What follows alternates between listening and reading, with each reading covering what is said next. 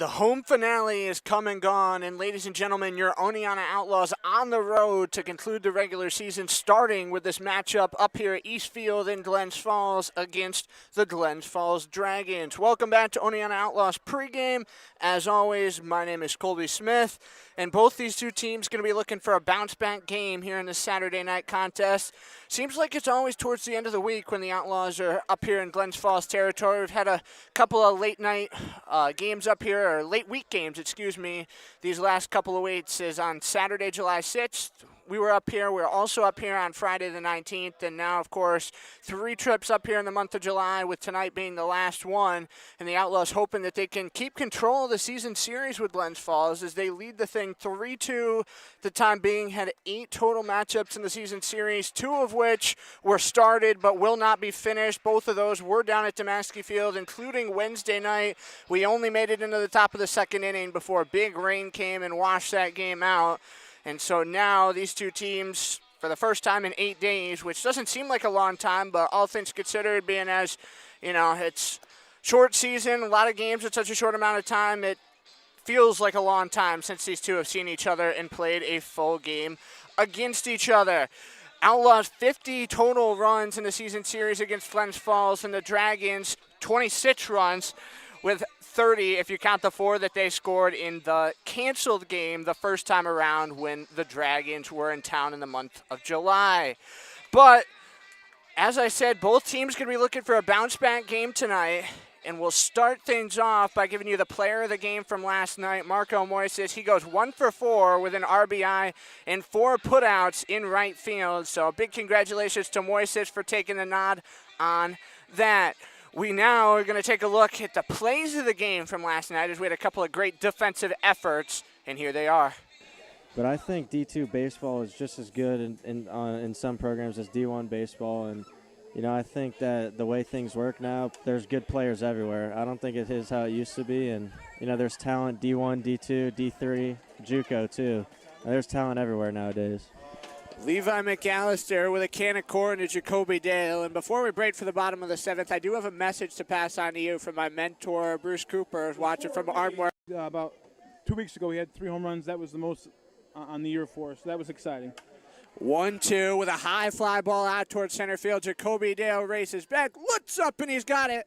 And there's one down. He's good out there. He makes it look so easy. There's a lot of room out there, and he does a good job covering that space. Well, and how do you feel like a good center fielder is an integral part of a team here at Damaski? With all that room out there, he's got to be able to make a read and make a play on the ball, because if he doesn't get it, it's going to go. On base 3 times tonight, a double and a pair of walks. Now is 1-0. Swing and a miss. And hopefully Bateman's get a few more of those in him here in this 9th inning. Again, 1-1 the count as Bateman called strike up and in, and it goes 1-2.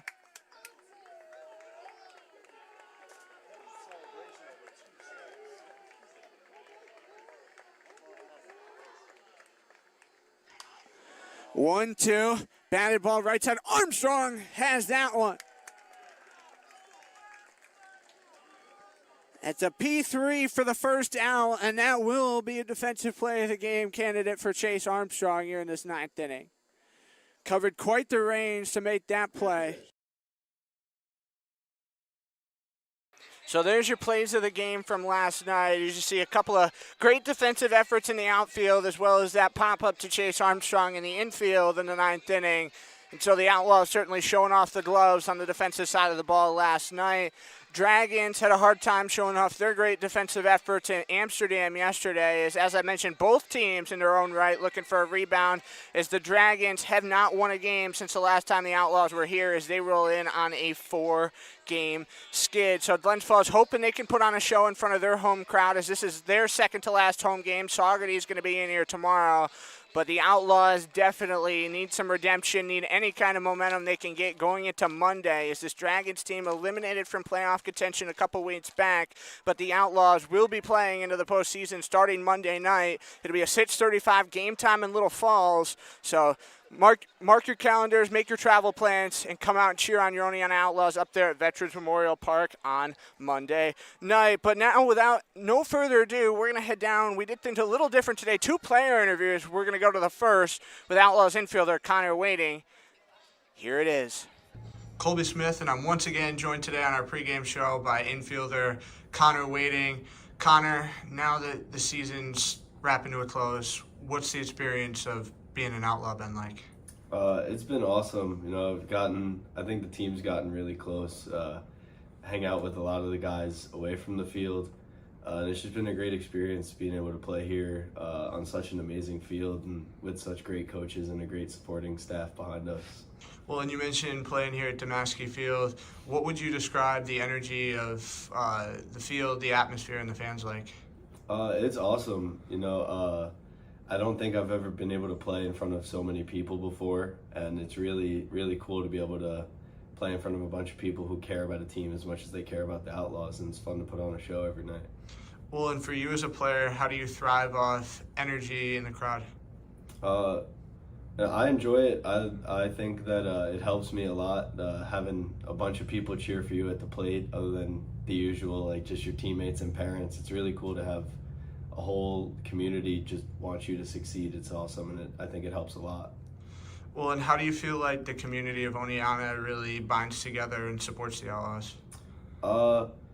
I think they do a great job and are super supportive. If I go anywhere into town wearing an Outlaw shirt or the hat, someone mentions it, asks about it, and says they were at a game, and it's really, really cool to see all these people, whether it's at a deli or at Walmart. Someone knows the Outlaws and someone supports the Outlaws. It's really cool to see how the community really comes together towards this program. Well, and for you as a player coming in here, are there any specific things or adjustments that you think the organization could make to get the community even more involved? Maybe more like, I guess, specialty nights or fun activities to do over here. I think the team and the organization does a great job of bringing in the community, bringing in crowds, and I think the community enjoys coming to the games and all the stuff that the Outlaws have to offer, even off the field. It's really cool, really special here. Well, and when you mention specialty nights, are there any favorite ones that come to mind you'd love to see?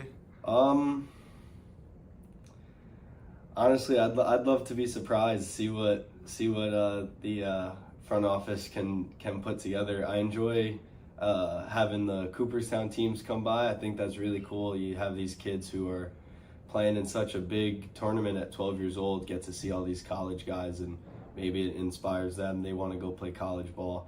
I know when I was their age, watching college baseball is what drew me towards wanting to play. So I think having more openness to the Cooperstown teams is really special for us as the players to inspire and for the kids to come and be inspired. Well, and what's the whole connection between the Outlaw players and those kids at Cooperstown really like? It's almost like an older brother, I guess, type of feeling. You have all these kids asking for autographs. Some are even trying to convince us to give them some of our gear. But it's really cool to be able to see the kids that we once were, and how their eyes light up and how just excited they are to be around us. It's a really cool connection to be able to inspire those kids and show them what being a college player is all about. Well, and for you personally, have you given up any gear this summer? No. I'm a gear junkie. I like all my stuff. I won't give away any of my gear. I'll sign baseballs, I'll give away baseballs, but my stuff is mine. Well, and backtracking to what you said about the specialty of college players, I know this summer you've been looking for a new spot to play. What's the whole experience of going through this despite already being in a season been like for you? No, it's been cool. It shows you that summer ball isn't just summer ball. You really got to stay focused and stick to the approach, stick to your routines and training and all that kind of stuff. And you can't really take a day off, even though the notion behind summer ball is it's just summer ball. Your school season's more important. It's helped me stay focused, work on what I have to work on, and it's been cool talking with Coach Keaton and Coach Josiah about things I can do better, things I can do when reaching out to schools and talking to schools. It's been an awesome experience here. Well, and what kind of specific things have you learned from Keaton and Josiah, both baseball and off the field this summer? To off the field, just being a good person, being respectful. We get chippy sometimes on the field. We like chirping. It's part of the game, part of college baseball. But being able to walk away from that and be respectful to the people around you, the fans, the other team when the game's over, and just really talking about like my swing and when things start to fall apart with my swing, how to recover them, how to keep the right headspace in order to work through it instead of just letting yourself get down and giving up. Well, and are there any specific things that you're proud of in terms of changes to your approach that you've made this summer? Really just proud of how I didn't let myself get down. I started off, I thought, pretty well, pretty hot. Struggled a little bit. Swing started to get away from me, and I was able to, keep my head on it, keep working through it. Finding it a little more now, especially having to go into a college fall. I think that's super important. But just the way I was able to handle the struggles, I think is important, and that's something I would tell anybody really is one of the most important things, is knowing how to handle struggles, handle failure. Baseball is a game of failure. We fail more than any other sport in the world. So just being able to keep the right headspace and stay on top of that stuff is super important. And talking about struggles, I'd be remiss not to ask, this month of July kind of been off month, all things considered, for this team. What do you feel like has been the difference maker this month? Honestly, I think it's just not getting the things to fall in the right spots. We've been hitting a lot of balls hard, and just always seems to find someone. Other teams, they hit a ball maybe not as hard as we've been hitting it, and it seems to fall just kind of wrong place, wrong time, type of deal. With these last 3 games coming up, I really just think it's just coming together as a team for the last few games of the regular season, because at the end of the day, we locked up a playoff spot, and when all things considered, playoff is the most important time. So just being able to come together and try and get through the playoffs together is, I think, the most important stretch that we're leading up to. Connor, last question here before I let you go. You talk about the playoffs. How special is it for your first summer in the PGCBL, first summer being an Outlaw, to be in a playoff chase with this team? It's awesome. I mean, all baseball players, super competitive. Myself, super competitive. I want to win. Having a chance to win a playoff game is awesome. You don't get that very often. School ball is super competitive. Summer ball is still super competitive. A lot of really, really good players, really good teams. Just having the opportunity to be in the playoffs and try and do something special for the organization and for the town of Oneonta is really, really cool. Really, really special. Connor, thank you so much for your time. Good luck tonight. Of course, thank you.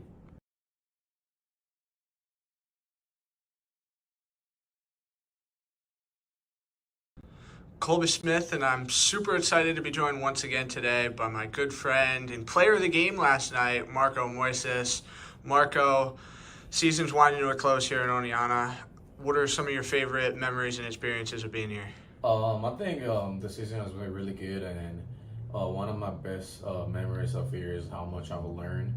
And I think living with my boy Colton and the cat, I think it's gonna be like tomorrow's gonna be probably my last time seeing Colton in a while before I play him in the season, when we're gonna beat him by a lot.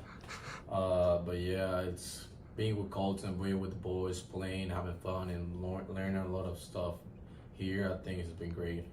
Well, you mentioned learning this summer. What are some of the specific things that you've learned? I think first I was really struggling. I was sitting like really bad, like something. For the first time in my life, it was terrible. But I think I switched my mentality, because I was trying to enjoy every single moment. Like I was doing really good. So yeah, that teach me like I'm someone who depends on a lot of my emotions sometimes. So I'm like, yeah, Marco, you have to be really good and enjoy and have fun every single time, every single moment if you want to be good. Well, and how do you feel like keeping that mentality or changing your mentality to that really was the difference maker for you? I mean, it has been a huge difference for me. First, I was sitting 50, I think. My first month, and this month lately, I have been paid at like 380, something like that. This last 20 at bats, so it has been really good for me. That change I've been noticing how I've been hitting the ball harder, have way more confidence, been just doing the stuff I usually do, and yeah, if I keep it up, I'm always gonna be great. Well, and other than the mentality, were there any specific changes that you made to your approach or swing? No, I really think it was that, and probably just like all the small things.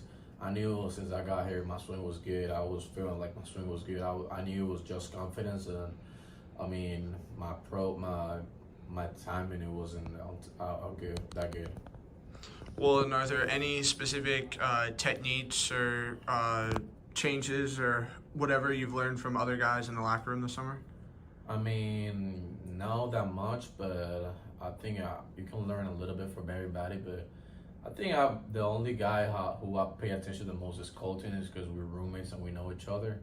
And sometimes I'm talking to Colton, and there was one day I was feeling really bad about my play style and how I was playing, and he just told me like, "Yo, Marco, you need to focus on yourself." Like I was worrying about things that I couldn't control, and like Colton gave me a lesson that I should I listen to him, and that's what I appreciate so much because he sometimes helped me a lot. Well, and as is some. Well, ladies and gentlemen, I certainly didn't time that one perfectly. We're going to have to cut off Marco Moises right there. And all night long, it was certainly a bit of a interesting game against Mohawk yesterday. Looks like